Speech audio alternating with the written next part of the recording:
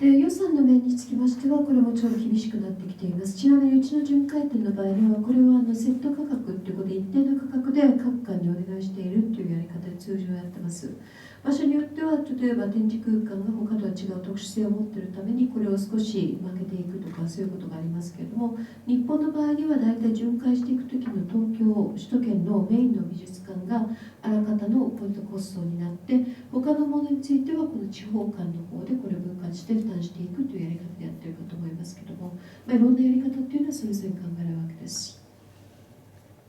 And the other question was again? the main topics, issues, directions that you think are interesting for making exhibitions?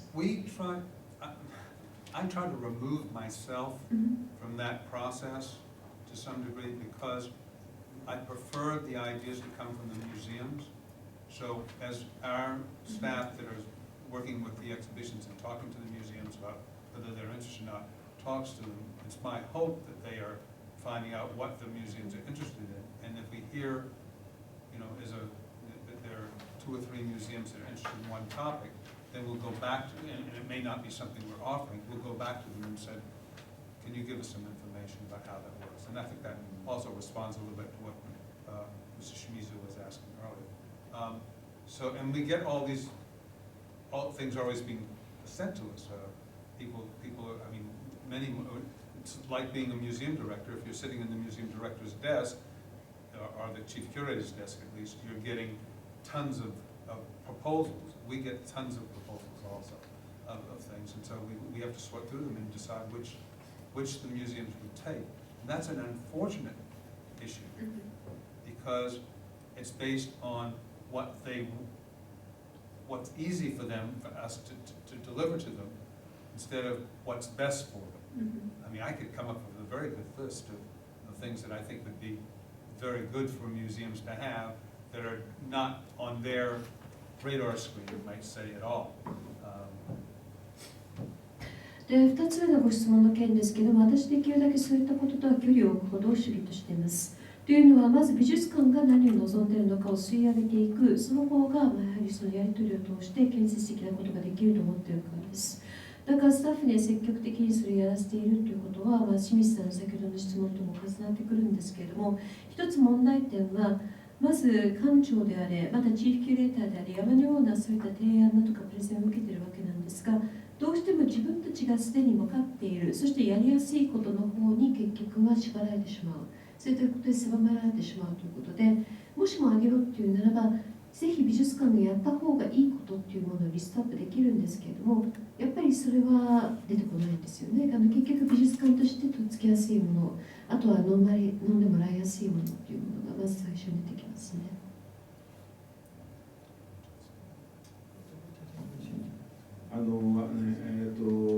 今日の話でもね、アメリカの美術館18世紀からあるということで、ルーブル美術館より古いんですね、驚きましたけど、日本も、それから100年後ぐらい、100年経ってないかな、19世紀後半にアメリカに行った人たちが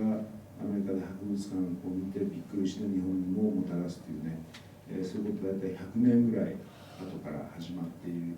で、今日の話聞くとなんかアメリカの美術館の層の厚さというのは、とてもね強く感じましたね。やっぱり日本より100年以上100年以上早くねやっているというのはフランスという感じです。どうぞお隣に。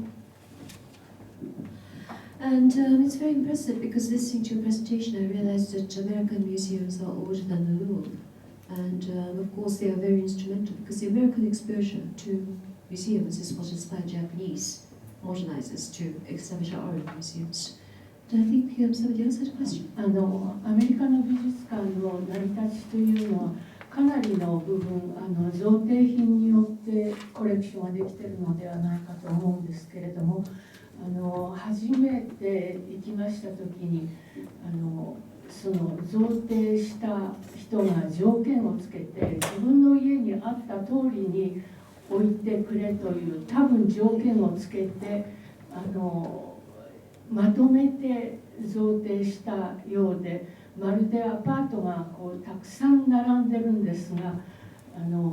エジプトもあれば東洋もあれば中近東もある、何もかもその人が集めたものが全部まとまって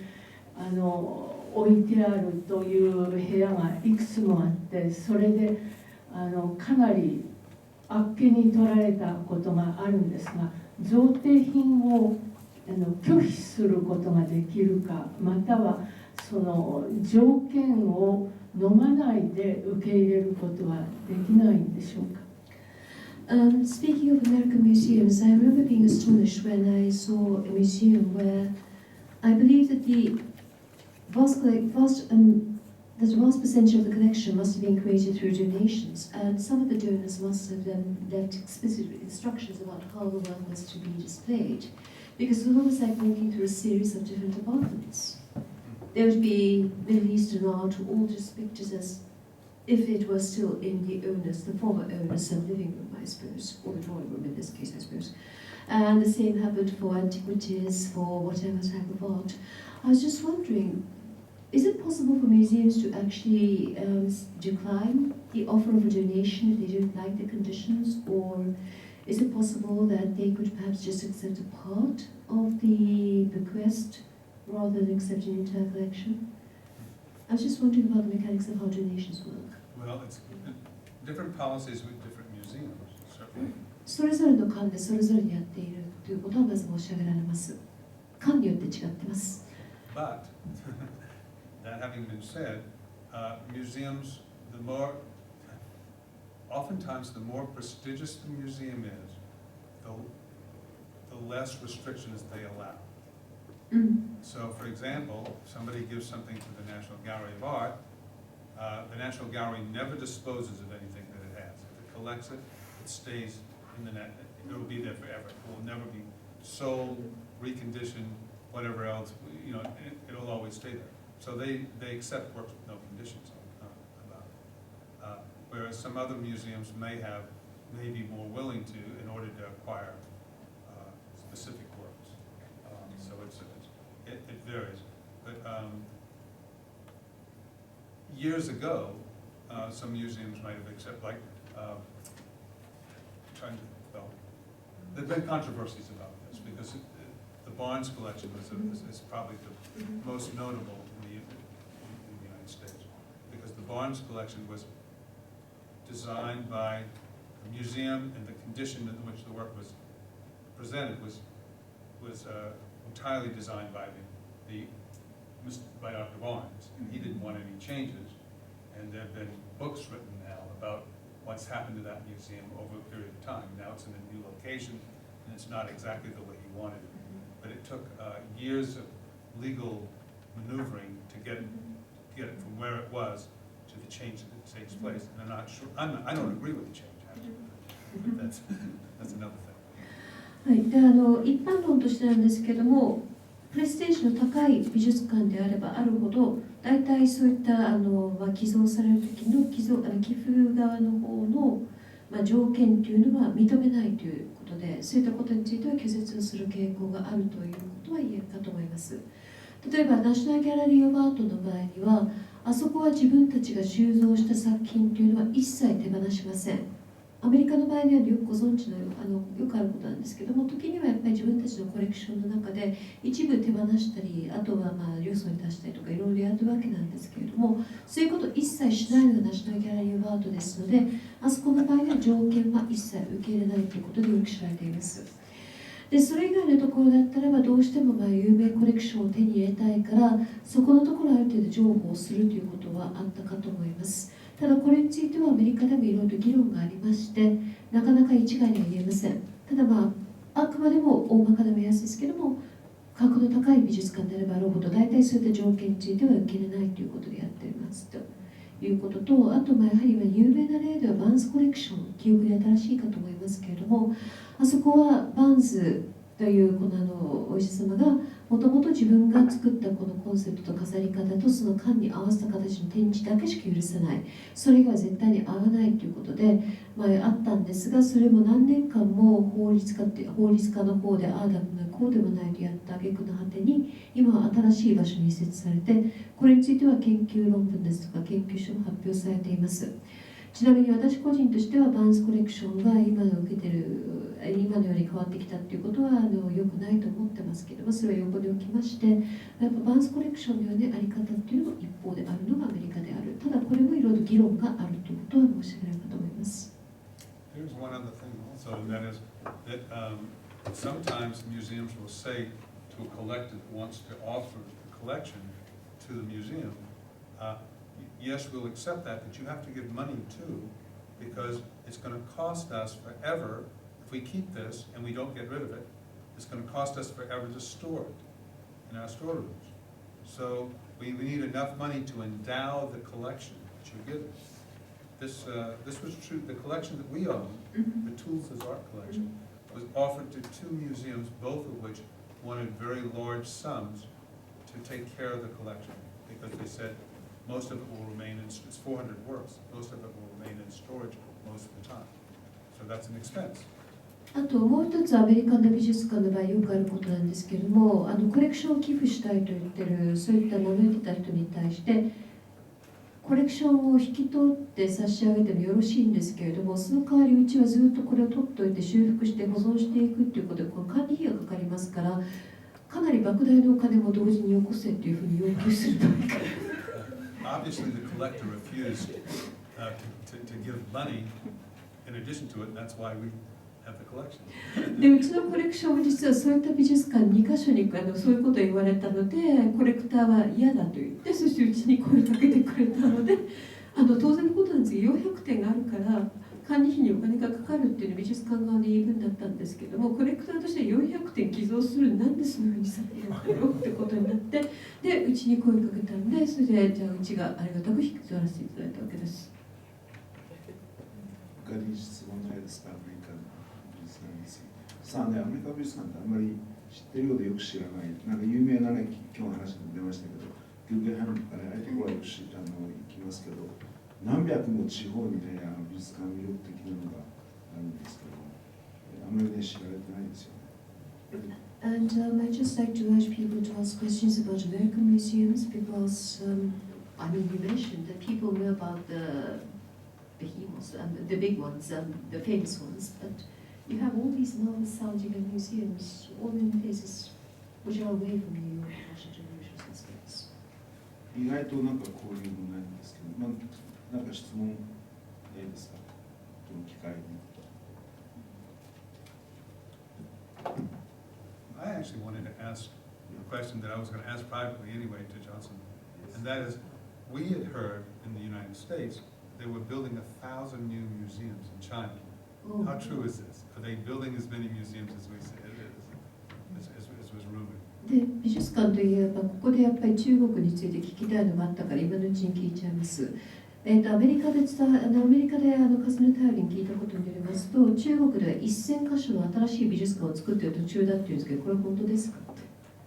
Around year 2000, I was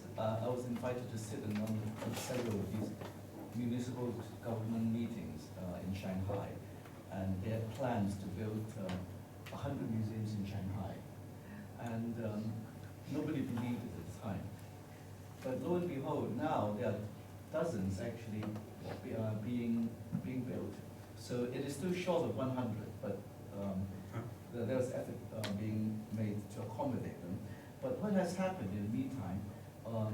is there are a lot of, well, of course, first when this idea was floated, everybody had in their mind something like the Shanghai Art Museum or the Historical Museum or Modern Art Museum. Now, a lot of people start to think in terms of specialized collections, things that specialize in the period like the Cultural Revolution, special subject, special interest. And once that starts going, I think 1,000 museums in China will not be enough. What has happened in the last 50, 60 years is that all the public spaces that was created since the 20th century, they were transformed in the 50s by Mao. And then in the 80s, a lot of these cooperatives, these public places have been privatized. So now, with this two major shifts in the last 60 years, it means the original public space of the pre-modern China, and also the early modern Chinese public spaces, they've all been disappearing. And there is a need for these things. So they appear in terms of museum spaces. で2000年頃のことなんですけども、上海のああいったお集まりに呼び出されていったときに、その審議会では1000か所のミュージアムを作るという話が出ました。で、嘘だと思ったんですけど、今何十か所も作られている途中です。ただ、一つの違いは、私たちがミュージアムと聞いたときには、上海の現代美術館ですとか、上海美術館とか歴史博物館とかっていうことをまず思い起こすんですけども、実は今の大きな動きとしては、専門的な、例えば文学だけについて取り上げている、そういったミュージアムだとか、そういった細分化されたものっていうのが非常に興味を持たれているようですので、そうなってくると、やはり1000ぐらいあり得るのかもしれない。ともかく上海の100っていうのはあり得るかもしれないという気はします。で、もう一つ、この50年から60年間の間、20世紀に入ってこの方、かつてのパブリックスペースだったところが、今ではどんどん私有化されてきているというところが、文革の時には共同組合だとか、そういうところの中で使われていた空間だとか、今はプライベートなものになってしまっているということから、新しいニーズとして出てきていることもあるかと思います。そういうね、たくさん美術館できると聞くと心配になってくるのが、そこで働く人っていうのはどうやって養成されているのかなということなんですけど、3週間ぐらい前ですか、オスカー・ホーさんと香港から、キュレーターの教育をしている専門家をお呼びしたことがあって、中国からも勉強してきているということなんですが、中国自体ではどういうふうにしてそのキュレーターの養成というのをしているんでしょうか。If you're going to have that many museums, you're going to need a lot of people who have been trained to work in museums. How are you doing it? Oscar Ho was telling us the other day that he's getting students from China. So what's going on in China right now? When people worked in communes in the 1980s, and when China was talking about privatization and private businesses, nobody believed it would happen so quickly. And they needed managers, they needed experienced middle management, they needed entrepreneurs. They all appeared, and now in 20 years everything is in order. I think, of course, the first thing is importing experts from the outside, especially the Chinese territories like Hong Kong or Taiwan, and places with a lot of people with Chinese interest, like Singapore also. The other thing is the Chinese academies has expanded the student body exponentially in the last 10 years. Now there will be more people being trained than jobs available. So there will be huge competition. 80年代の共産主義バリバリの時だって、民営化だの資本主義化だのって言った時に誰もできるとかってそんなにスピーディーにやるなんて思ってもいなかったけれども、必要な中間管理職とかそういったマネージャーだとかっていうのはちゃんと整ってきました。で、あとしばらくの間はやっぱり香港ですとか台湾ですとかああいった環境、シンガポールなども入ってきますけども、そういうところから中国系たちを雇い入れて呼び寄せていくっていうこともできるかと思います。あと最近の動きとしましては、学生の人数をものすごく増やしているということが中国の大学で見られていますので、実は今人余りの状態になってきています。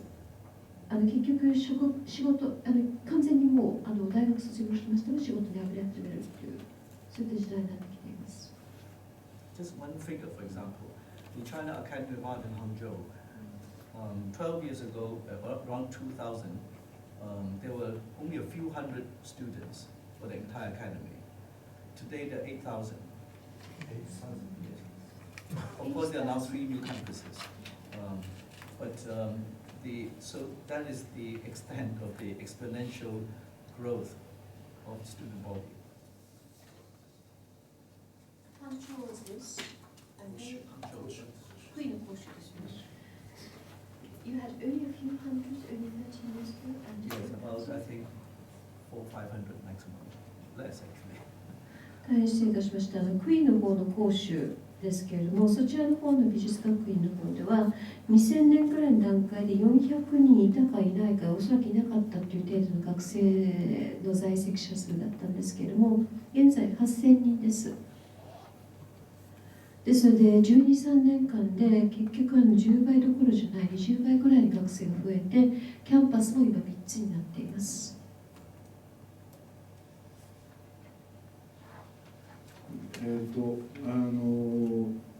アメリカでは人は、アメリカと中国はそういう意味では、アメリカではさっきの話だと、たくさんそのキュレートリアルなスタディした学生が余っているということですけど、アメリカと中国ではそういう関係があるんでしょうか。というのは、最近アメリカの、グーゲンハイムでやった展覧会は中国系アメリカ人が若い学者が展覧会をやっていたんですけど、そういう人を通じてなんかアメリカと中国となんか関係ができているのかなと思ったんですけど。I was just wondering if perhaps there might be some connections between China and the States, because you mentioned that you have a lot of people who are majoring in art studies, art management, and not enough jobs perhaps. But nowadays you see more Asian Americans being placed in positions of extreme importance, for example, the Guggenheim, who are overseeing exhibitions. I'm on the advisory board for the American University in Washington for their arts management program, and they up until the recession, they had quite a number of people, not Asian Americans, but Asians, several people from China, several from Japan, several from Korea in each year class. I think they told me recently that it's cut back a little bit because I think maybe it's the exchange rate. That happens to be a very expensive program. But I think this is the case with a lot of the arts management programs around the U.S. that there are quite a number as I travel around that I see have foreign students enrolled in the programs, and there are too many programs. I think it's not as high quality as I think it should be. 今経験として出せるものとしましては、ワシントンのアメリカンユニバーシティの、そのアートマネジメントのコースの関係で、私アドバイザーの一人なんですけども、そちらの方では学年ごとにやはり東洋系の人たちということで、日本とか韓国とか中国とかそういうところから留学生在籍してました。ただ最近やっぱり為替の変動がありまして減ってきてはいるようです。やっぱり為替っていうのも非常に大きく働いてきますし、ああいったコースはかなりお金のかかる学費の高いコースですので、一般論としてなんですけど、やっぱりあちこち行きますと各所のアートマネジメントにはそういった中国系の人たちだとか韓国系の人たちだとかいろいろと在籍していたりします。ただレベルがちょっとここのところではもう少し高めの水準になってくれたらなと思う時もあります。だからプログラム全体としてやっぱりちょっと増えすぎてしまって玉石混交になっているということが問題だというふうに見てるみたいです。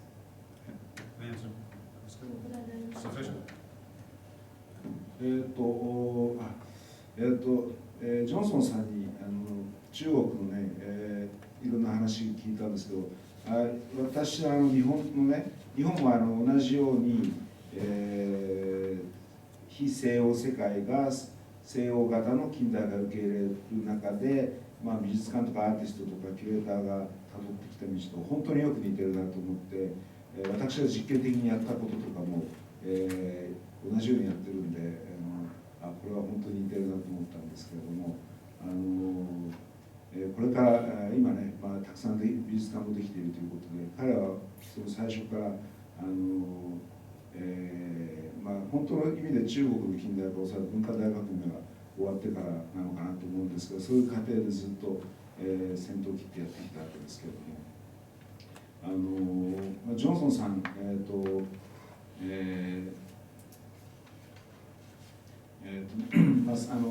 やってることの中で、確か1年ぐらい前にその、講師のね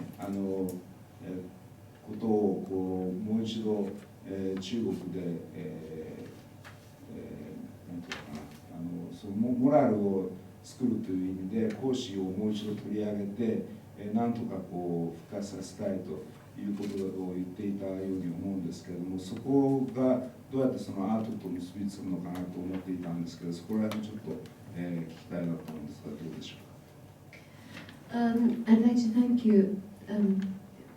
for talking about the situation in China, because there are so many elements which resonate with us. I mean, I've done that. I've also shared those concerns and also experiments about what to do with space and also issues of modernity, Western, non-Western, and all that. I was just wondering if you could help us to understand more about how you see bringing Confucius back into the consciousness of the Chinese, because I think you're saying something about reviving or restoking interest and appreciation of Confucius and his teachings as a way of actually re-establishing morality, of ethics in China. And I was intrigued by how you're going to be doing that through art. Putting Confucius into the art world is, in a way, putting Confucius into a straitjacket. Of course, for me, the art platform is a convenient place to promote an idea which is not so much in fashion. In fact, it meets a great deal of opposition, and to make him sound contemporary, desirable, sexy, and fresh. And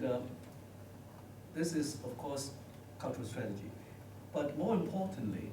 if one wants to ask, what does art mean in traditional configuration of things? For an art institution, in pre-modern time, it would have been under the Ministry of Li, the Ministry of Right and Ritual. And the Education Department would also be under the Ministry of Li and Ritual. But more importantly,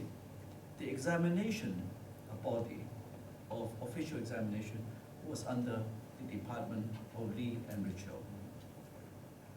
If one looks at official examination and looks at education and also looks at official right and ritual as under one umbrella, that umbrella, the closest thing that is being used today is really aesthetic and ideology. So essentially, Confucius Li, Confucius right and ritual, in a proper translation in the modern term,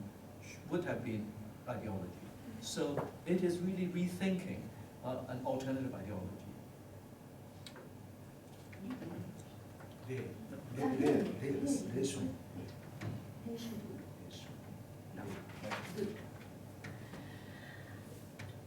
で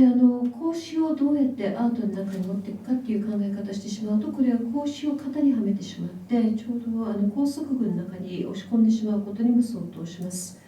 でアートの中に、どうやって今流行りじゃないアイデアを持ち込んでくるのか、そのコンテンポラリーで、そして魅力的で、そしてセクシーで新鮮なものとしていくのかという考え方ではなくて、むしろこの霊書部の中において、むしろアートがかつてだったらば、司られていたであろうこと、そして霊書部の中で儀式から、まず科挙から、すべてのそういった霊に関わるようなところ、そして儀礼に関わるようなことが総括されていたということを考えていきますと、本来の孔子の在り方っていうのは、むしろこの霊書部の中にあった、そしてアートというものもそういった世界の中に入ってくるということで、孔子の方が包括概念であるということですよね。There's also I want to add one point, is that if one wants to be a contemporary artist, what should be the proper training for a contemporary artist? In the West, the training for contemporary artists is the study of cultural theory, philosophy, contemporary social studies.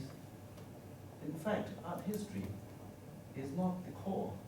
of the issue, because contemporary art deals with problems much wider than art history.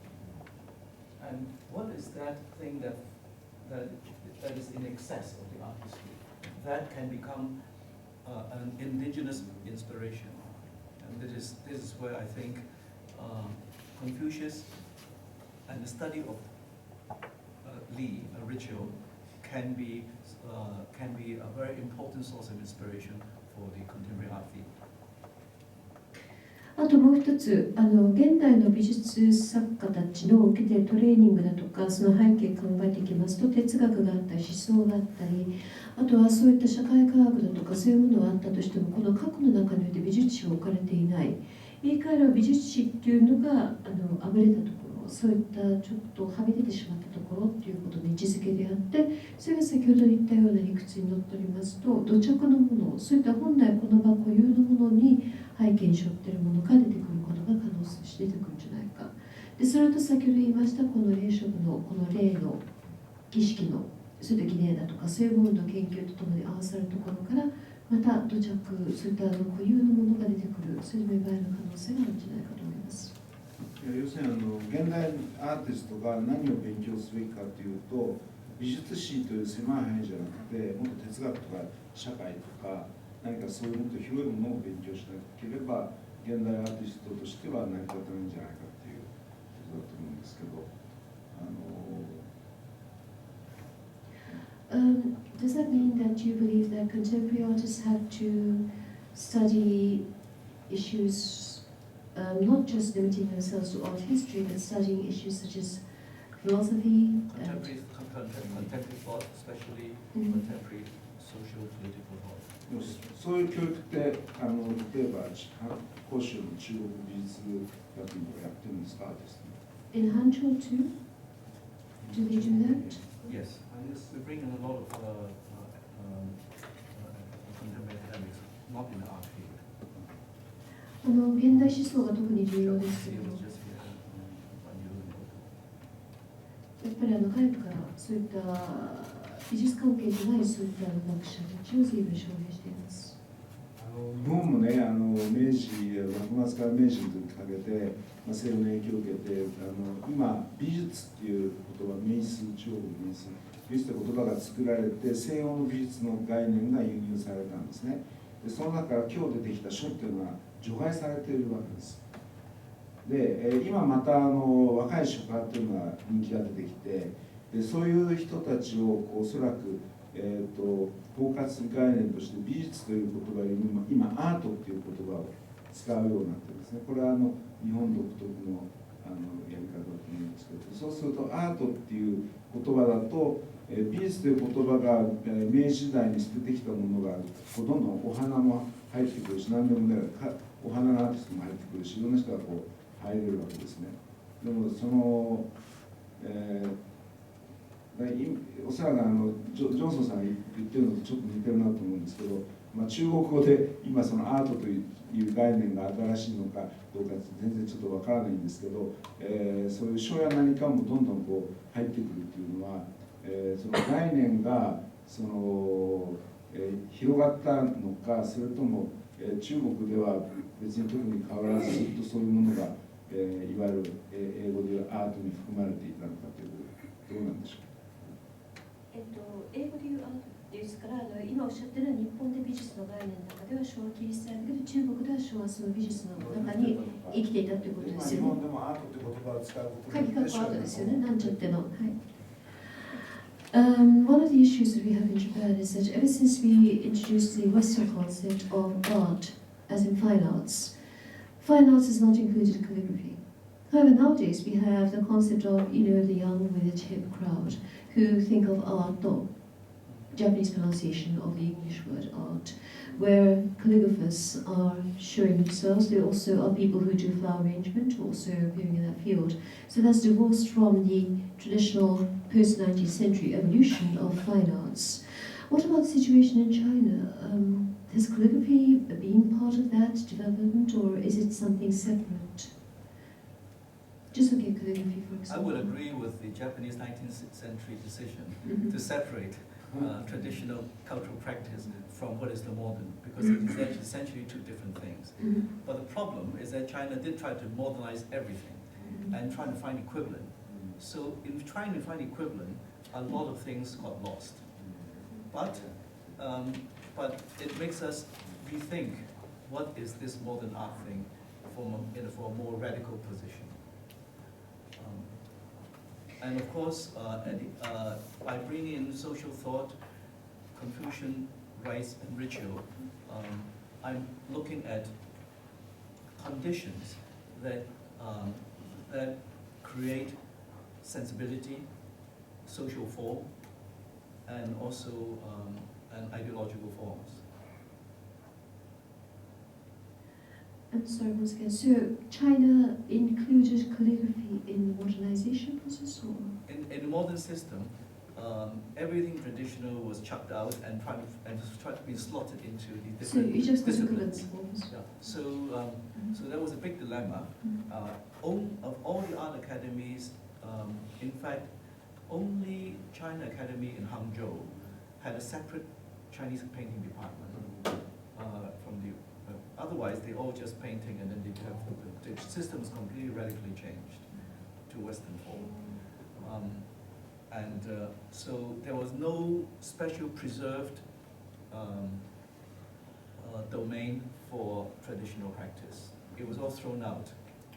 into this field. So in a way, I'm trying to carve out a new way of configuration for the traditional practices. 伝統的なものと、そして近代的なというか、西洋的なコンテクストの中から出てきた美術っていうことのようなんですけども、それを全く切り分けていくっていう考え方はそれは正しいと思いますが、中国の場合には全部を近代化一斉にしようとして、その中で相当するものを代わりに置き換えることにして、その時に伝統的なものをあらかた切り捨てたという現象があります。で、杭の甲州の方の美術学院だけが、伝統的な中国風の絵を描く、そういった中国の絵画主義法を学ぶための学科を持っていたぐらいで、他は持ってないというぐらいの状態ですので、書につきましてもどうも切り捨てたということのようです。ですが、その中でやっぱり近代的な社会思想ですとか、あとは孔子などの考え方、それを持ち込んでくることによって感性と、そして社会に対しての意識、そしてまたアイデアということについてまた取り上げて、その意識を芽生えさせていくということから、本当の意味での近代化ということにつながってくるんではないかということのようです。私の考えだと、孔子がバラバラになったのを一つにまとめると、近代化によって本来東アジアが持っていた伝統的ないろいろな表現が美術という近代的な概念でちょっとまたバラバラになったのを今またこう一つにつなげて、人間っていうのは一つのね体で生きているように、その芸術的表現もまたバラバラじゃなくて全てこう同じじゃないかと思うので、そこら辺をもうちょっと中国が日本と意見交換して、そういう方向に持っていきたいなというふうに思ってるんです。The way I think of it, when you talk about bringing Confucius in, which really is as a unifying meta context, I suppose, it's essentially a way of really pulling together all the strands which have been pulled apart through the modernization process, particularly through the introduction of fine arts as a concept in the Western sense. So I just hope that we're going to be able to continue to remain in touch and also think about how we could see Confucius almost as a metaphor for pulling together the different strands of the cultures and of the arts of this part of the world. Because this is a unified concept, isn't it? Well, or at least it should be preserved as another realm for reflection, as an alternative social and ideological form that can be used as a backdrop to reflect on contemporary situation. ありがとうございます。あと私が考えているのは、例というのはやっぱり現代の状況について考えることができるそういった場として、もう一つの在り方としてやはり自分たちのためにとっておくべき、そういった存在すべきものではないかと思っています。すみません、皆さんから質問を受けなきゃいけない。そうですよ。もう半です。なんか質問、じゃあジョンソンさんにまず誰も質問してないので、どなたか質問したい方どうぞ。Anybody have a question about China?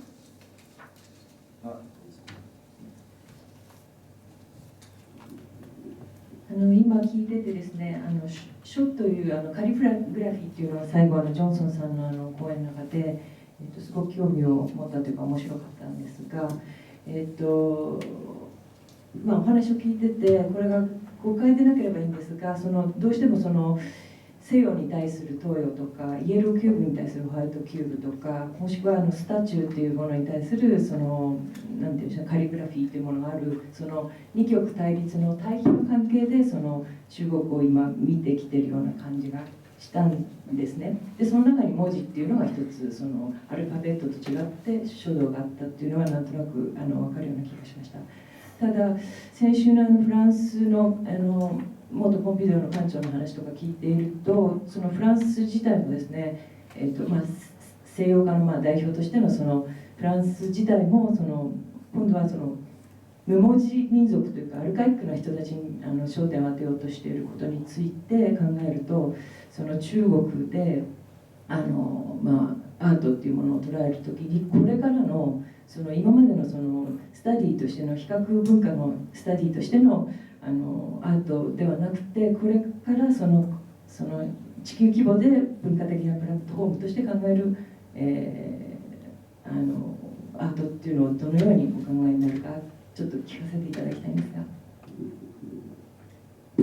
ごめんなさい、ご趣旨というのは要するにお話の中で二項対立的に聞こえるけれども、もっとグローバルなそういった全体を網羅した視点から見ての中国の美術書、その他についての考えです。よろしいですか？そうですね、その中に書っていうのがそのアルファベットと書を申し上げました。アルファベットではなくて、先ほどの私に強く間違えたかもしれませんけれども、退出していたのはアルファベットに対してはなく、視覚文化の表出としての像です。確か。ですが、要するに中国対西洋という対義ではなくて全体の中ですね。で、その中で書の位置づけをください。The question is about the sense that the question seemed to pick up, where you seem to be comparing and contrasting almost as two opposites. The situation in China and in the West, particularly with the calligraphy and alphabet. I don't think you mentioned the alphabet, but I point out you were mentioning statues, but yes, because you never mentioned alphabet. Calligraphy is different from the alphabet anyway, but leaving that aside, it's just that the other day Jean-Yves Martin gave a talk, and he was talking more about the global context, where there's some parity between the different cultures. So it's just about placing the Chinese take on the Chinese situation, about what you were saying about calligraphy and also about Chinese art in general, I think, against the global context of cultures of the various art forms that are on the world. I think the intention of my projects is really try to highlight and identify specific aesthetic sensibilities that would make that we can explore in Chinese. There are aesthetic sensibilities that could lead to alternative ways of using the art field, and also could lead to different social forms because of that. So it is not really just for the sake of trying to carve out an identity to be different. It is trying to open up another possibility. And to speak of possibility, the question just now about all these museums being built in China is very interesting. Why suddenly all these museums in China, apart from the fact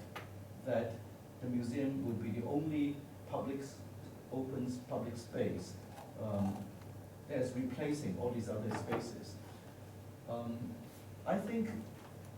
somehow there's this intuitive grasp that this art space, all these museums that are being built, is a whole series of different laboratories for experimenting with the new social form. Because what should be the institution of the museum like? Because it is not actually set down on books, all the regulations, how to run a museum, what is this for, and it is also evident to the Chinese government. This is actually a very difficult space to manage. People do all sorts of crazy things on the art platform. But somehow it has been taken as a place which is encouraged. In a way, my intuition is that it has something to do with like the special economic zone. Mm-hmm. You allow a little experimentation in a special area. Sorry.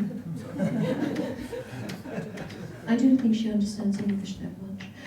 And で結局美的な感感性ということについて私は訴えて、それで中国人がそれを見つめることを通して、中国人のアイデンティティというよりも、実はアートを使って社会的な他の形態とか在り方とか可能性ということについて考える場として、あくまでもアートを見ています。そして先ほどの対比ですけども、書ではなく書と像でありまして、書とアルファベットでございません。やはり確認いたしましたけれども、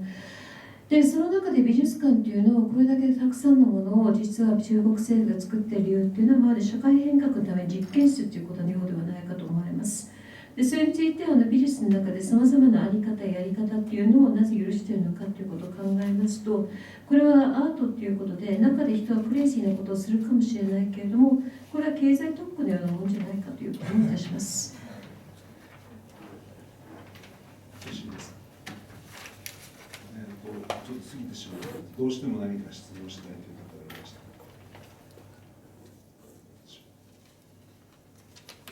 どうぞ。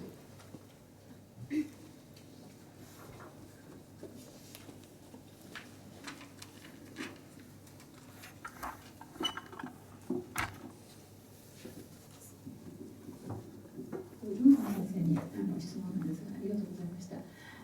一つは、例えばすごくいろんなプロジェクトとして儒教の道徳で儒教の儀式の美学ですとか、そういったもともと中国が本来持っておられた思想的なことに関してかなりいろんなプロジェクトをされているというのを今日発見したんですが、例えば中国が一時期文革において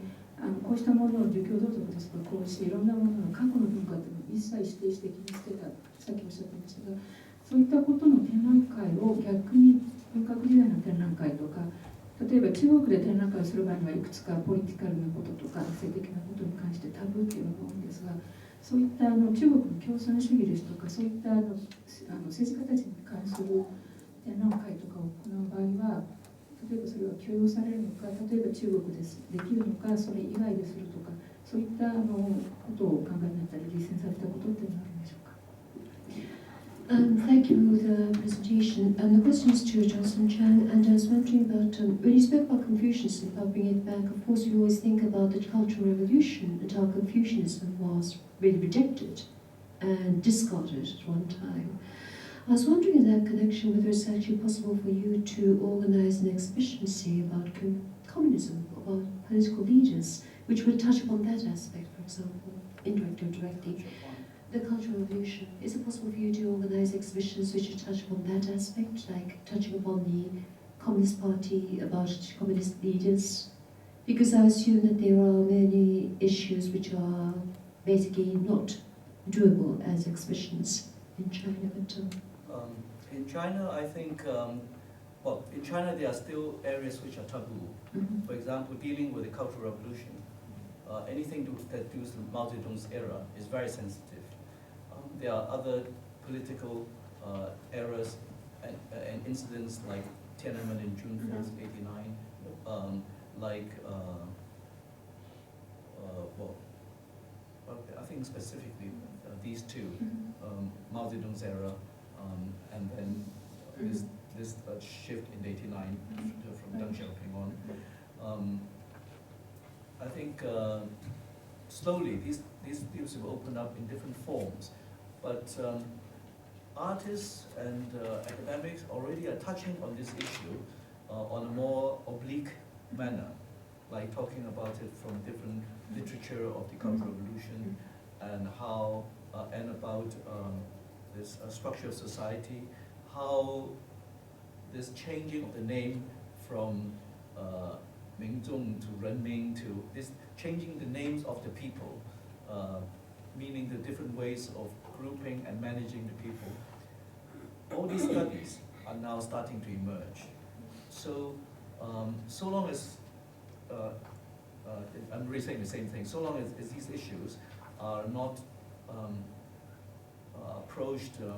front on, there's now many different angles that are being accepted. And have you been involved in anything outside of China which touches on those periods or those issues? I'll be very interested to do something that compares the Cultural Revolution with the Flower Revolution in America. It was the same time, And there are some 67, 68. And well, the Cultural Revolution started 66, 67, Flower Revolution. Whole Earth Catalog came in 68. So 中国で依然として絶対にタブーだとされている大きな問題として毛沢東時代のこと、そして文革、そしてやはり1989年6月に4日天安門広場です。でこれにつきましては今間接的に例えば名を変えるとか、あとは文革そのものではなくて文革の時期における社会構造の変化とか、その頃何かの世相だとか、そういった側面から間接的に取り上げていくという試みが学者の方からも出てきていますし、作家の方から出てきています。ですがこれを正面からがっぷりと取り上げない限りは本当に胸の変化はないと思いますけども、その意味そういう時代でありながらもやっぱり間接的なさまざまな切り口からこの時代のことについて研究をしたり、あと指摘さえするという方法はあります。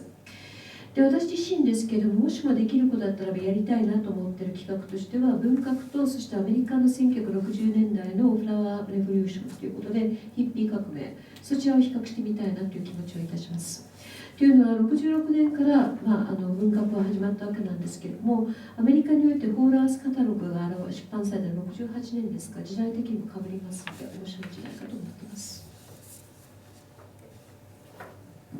話は尽きないんですが、だいぶちょっと時間をしてしまいましたので、そろそろ終わりにしたいと思います。今日はまたアメリカと中国で、それぞれ別個の活動をされていると思ってはイランで、実は出会っているので、